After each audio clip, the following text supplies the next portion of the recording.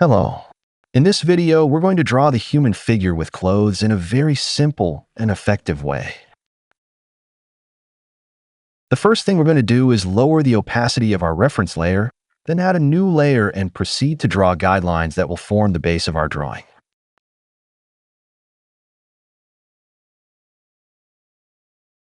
We're going to use circles for the knees and shoulders and lines for the arms and legs. For other body parts like the hands, feet, and head, we're going to use simple shapes like triangles or rectangles.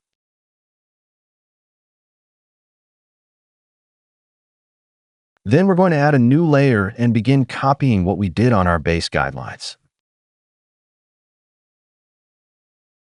The program I'm using to draw is Clip Studio Paint in a 5000 by 3000 pixels file, and the brush is Dark Pencil 15 pixels thick. I don't use line stabilization. I'm drawing on a Wacom Cintiq 22.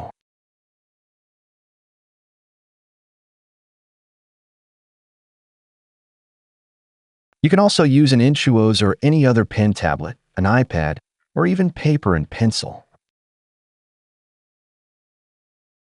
Now I'm adding volume to my initial lines, such as the outlines of the arms, torso, and pants.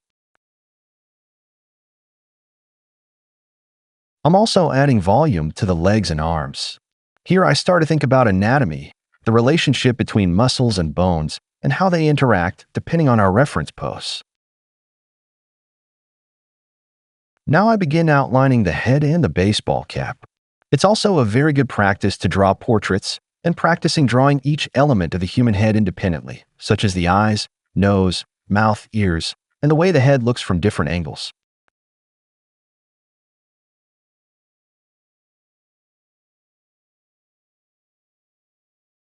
Here I correct the tilt of the torso. As we spend more time looking at our reference, we find more details to correct. And now it's the turn of the left arm. Drawing digitally makes it easy to adjust these details. The right leg was a little unbalanced. We continue correcting more details of our shapes. We erase and retrace over areas we think need to be redone.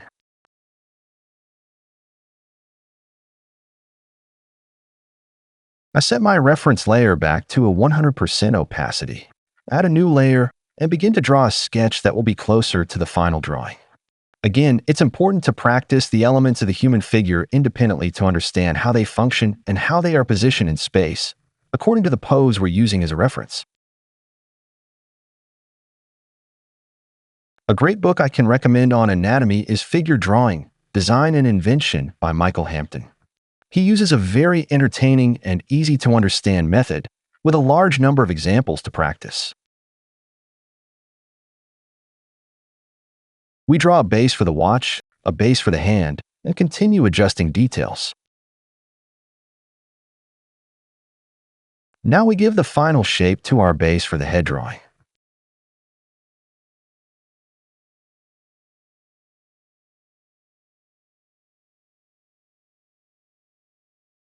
I reduce the opacity of my last guide sketch, and we're ready to draw the final ink pass. With regard to drawing clothes, it's good to practice to draw them as much as possible, using references from different types of fabrics, twists, and poses to study the folds that occur. Gravity also plays an important role, especially with lighter fabrics. Here, for example, with these lines, we are representing folds that form with the movement of the torso and the compression that occurs in different areas. The same goes for pants. There is compression and stretching, which results in a large number of folds, especially in lighter fabrics. It's also good to draw pockets, which are layers upon layers of fabric, folded and sewn in a specific way, which in our case results in deeper folds than in other areas.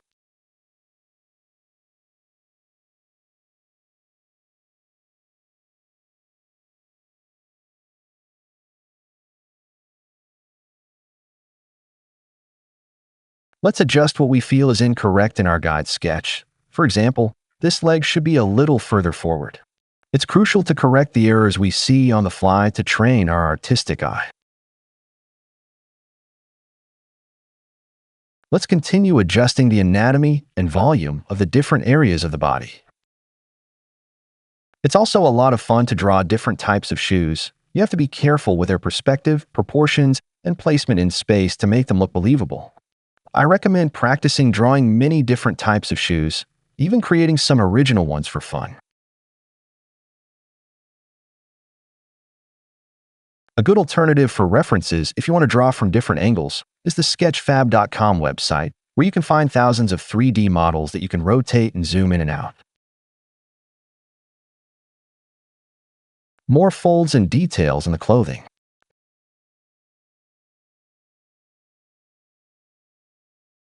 Here I try to represent more pronounced folds in the clothing by increasing the thickness of my lines.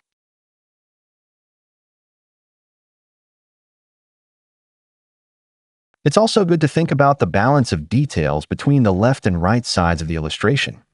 In this case, the right side, being further back in space, doesn't need a great deal of detail. Now I'm correcting the position of the right leg. It's not really important to make a one-to-one copy of the original, but rather to learn to observe.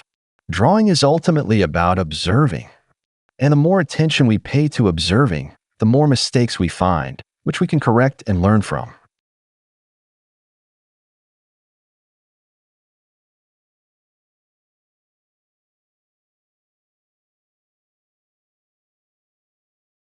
Now this shoe on the right side has an interesting effect. The force the leg exerts against the ground, plus the twisting and orientation of the foot, produces a noticeable deformation.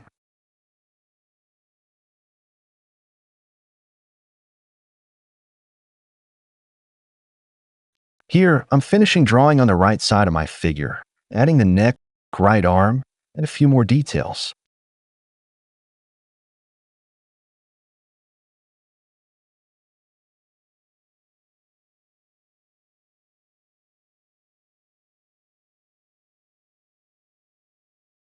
We're finishing the left arm with its muscles and bones, represented in a basic way. Now we draw the watch. This is part of what is called props, or objects that accompany the figure. I'd say this hand isn't that complicated to draw, quite accessible. There's an app called Handy, which includes great 3D references for practicing hands and feet from different angles.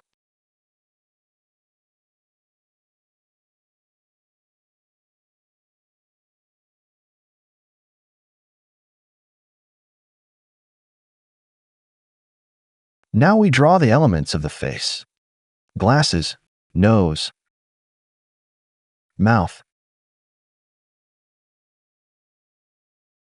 chin, baseball cap, left ear,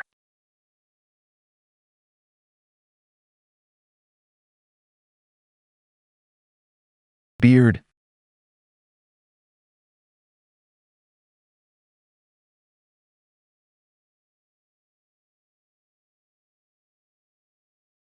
hair, and skin folds on the neck produced by the turning of the head.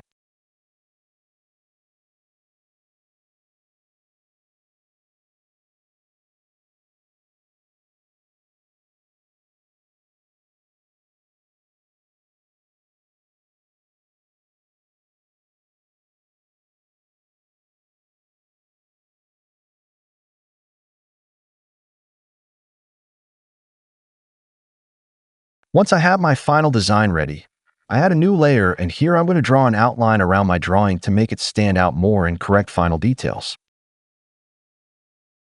I'm using the same brush, dark pencil, but this time at a thickness of 20 pixels.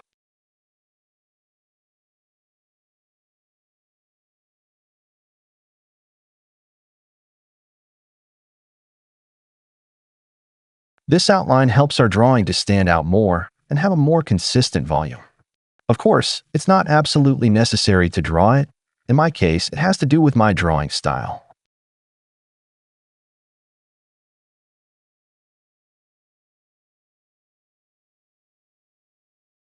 Also, if you want to give this outline a more precise finish, you can use stabilization on the brush.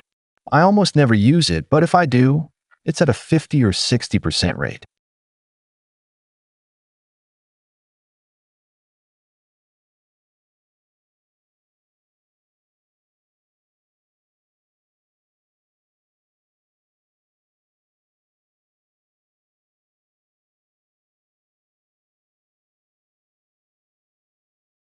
That leg line is a good example of how we can correct details and clean up our initial ink with a contour line.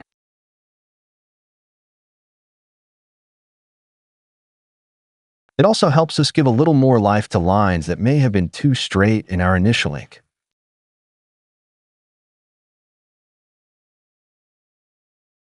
Finally, I return to my original ink layer and begin to add more weight to my lines in certain areas where there are significant folds in the clothing or to separate different elements, such as the pants from the shirt.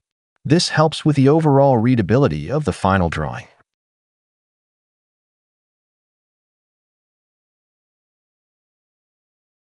With line weight, we're trying to represent what's called ambient occlusion, which is a shadow that forms between two very close objects. The closer two objects are, the greater the intensity of the shadow. So here, since we're not painting, we're just doing line art, we're trying to represent ambient occlusion with the weight of our line.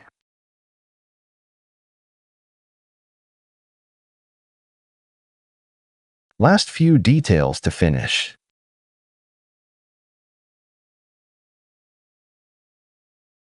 This is our final design. The last thing I did was change the background to gray and fill the drawing with white to make the figures stand out. In upcoming videos, we'll try adding color to our drawings. Please don't forget to like the video, subscribe, and turn on notifications. Keep drawing, and I'll see you in the next video.